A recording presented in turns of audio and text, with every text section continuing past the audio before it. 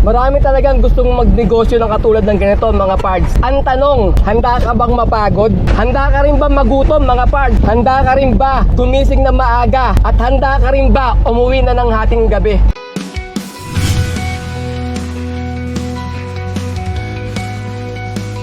Good day mga pards! Today is another booking day na naman tayo. October 10 ngayon, 2024. Time check, 9:21 AM. Meron na tayong first booking. From Caligayahan going to Makati sa halagang 630. Ang layo ng pick-up location ay 1.9 km. Papunta na kami sa may pick-up location. 600 kg to mga pards. Doorbell, may doorbell. Sir, lalamove kami pick-up? Kaya po. Pick-up tayo mga pards. Sige, ayos lang. Kinausap na ako ni ma'am eh.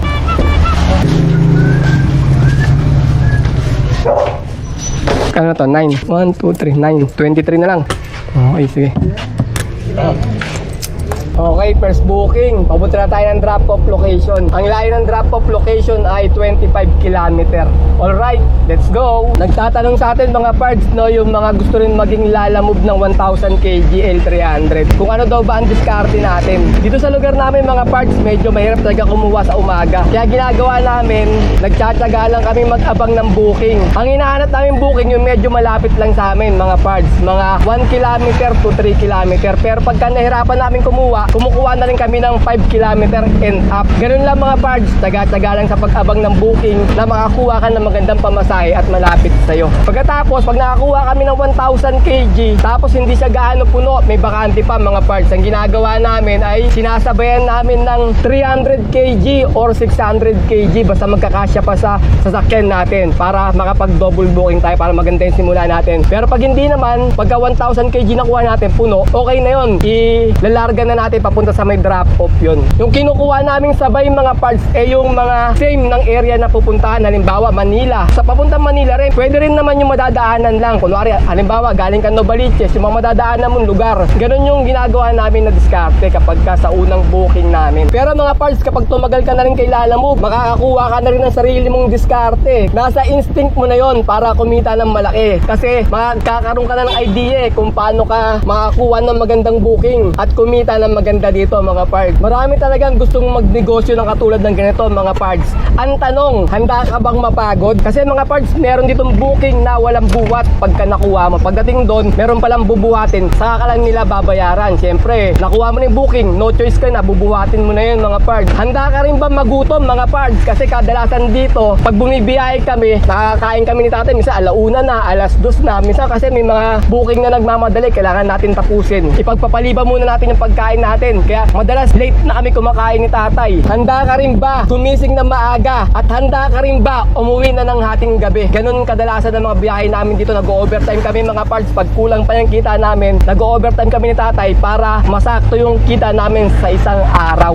Yung mga parts sa Chocolate Factory dito sa Pito Ason. Dito tayo dumaan, sumorka tayo kasi sa may edge sa traffic mga pards. Lalabas tayo ng Santolan. Dito tayo mga pards sa may Forbes Park. Mga squatter man nakatira dito. Pards. Ay saan? Sa gilid po ng fire truck. Fire truck ayun. Bawal.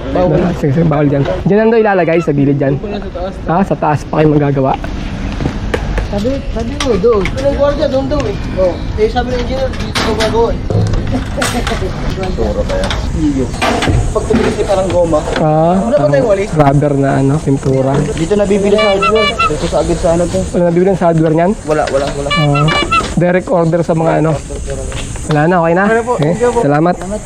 Time check, 12:02 PM. Meron na tayong second booking. From Mandaluyong going to Makati sa halagang 430. Ang layo ng pick-up location ay 2.1 km. 1,000 kg to mga pards. Papunta na kami sa may pick-up location. Guadalupe Bridge. Ang Guadalupe Bridge mga pards ay nagkokonekta sa bayan sa bayan ng Makati at Guadalupe. At meron itong scientific name na Tulayasis Scoliosis na ang ibig sabihin ay tulay. Bigyan naging Kuya Kim. Wala na ba i-vlog kung ano dahil sinasabi. Maraming watermelon na naman. Ma'am, kilala niyo si Murphy? Murphy. Oh, pick up ako. Dito. Dito? Ito sa kabilang. Yun ma'am, salamat. Sir, kay Murphy. Meron pa eh. Harpy. Sir, lalamove sir, pick up. Yung Makati. Oo, Makati. Okay. Sun and Rain. Yung mga parts. HMR. May mga bentahan naman ito. Tulad nito, binibenta to. Yung mga nakalagay dito. Malabo, di makita. Ano ba ano to? JBL ba to? Okay. Baby, yan no? Controller ng PS5 tsaka ng Xbox. Yung mga laptop, computer, laptop 6.3. Ito mini laptop lang, 2.7. Mura na to. 2.7 lang. May mini laptop ka na.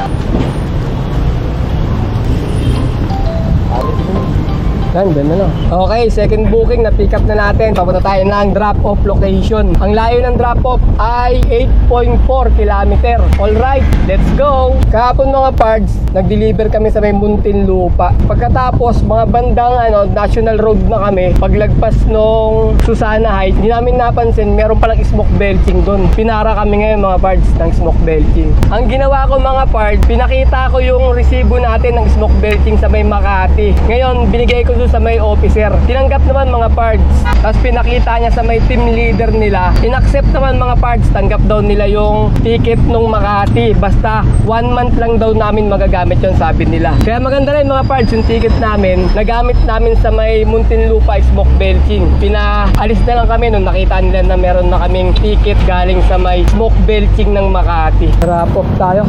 Second booking.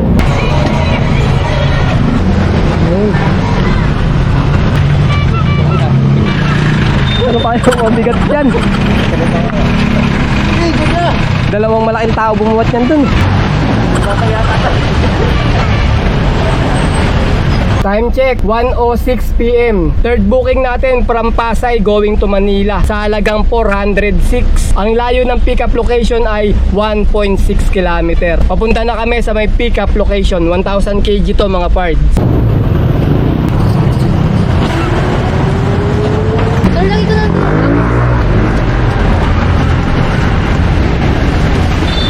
Okay, third booking, pick up. Papunta tayo ng drop-off location. Ang layo ng drop-off location ay 7.4 kilometer. Alright, let's go! Drop-off tayo mga parts. Ang third booking natin to. Sir, deliver sir, kay Sir Henson. Anong company? Lalamove. Andyan yung resibo sa may sa may karton. Nakasama yung resibo dyan.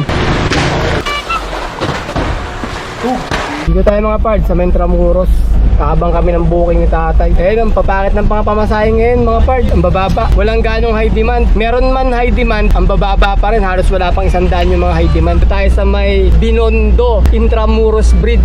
Ayan. Dito ko dinala yung asawa ko nung birthday ng kumpare ko. Sabi ko pupunta ako. Dinala ko muna siya rito. Tapos ako sinabi na magiinuman kami. Yun, payag na payag Sabi, sige, bahala ka sa buhay mo. Pupunta ka, magpakalasing ka. Ito kami nag-aabang ng booking para sakop mo yung Intramuros tsaka Binondo. Pwede kang kumuha ng booking ng Intramuros, pwede kang kumuha ng booking ng Binondo. Diyan sa dito Binondo. Dito sa may likod ko, yung Intramuros. Ang ganda rin dito, so tumambay, mahangin. Ayan tatay while eating banana Q. Time check, 3:20 PM. Meron na tayong pang-apat na booking from Manila going to Antipolo sa halagang 1,317. Ang layo ng pick-up location ay 2.2 kilometer. 1,000 kg to mga parts. Papunta na kami sa may pick-up location. May high demand to nagkakalaga ng 519. Check pa doon. Oo, marami. Kaya siksik na siksik. Kala ko puno. Yun, kasama. Sa harapan siya. Sige, doon na, harapan. Okay, pang-apat na booking natin, na-pick up na. Ang layo ng drop-off location ay 30 kilometer. Alright, let's go! Drop-off na tayo mga parts. Dito tayo sa Antipolo. Time check tayo, 6:02 PM. Matraffic, kaya ginabi na tayo. Alas 6 na. Picturean ka lang ma'am Okay ma'am, salamat ma'am. Time check, 6:55 PM. May pang-5 booking na tayo. From Antipolo, going to Taytay. Dalawang drop to mga parts. Sa halagang 954. Ang layo ng pickup location ay 2.7 kilometer. 1,000 kg to mga parts. Papunta na kami sa may pickup location. Siyempre, mga maliliit. Okay, papunta tayo ng drop-off location ng pang-5 booking natin. Ang layo ng drop-off location ay 11 kilometer. Alright, let's go! Ano na mamagay? Ayaw, tayo.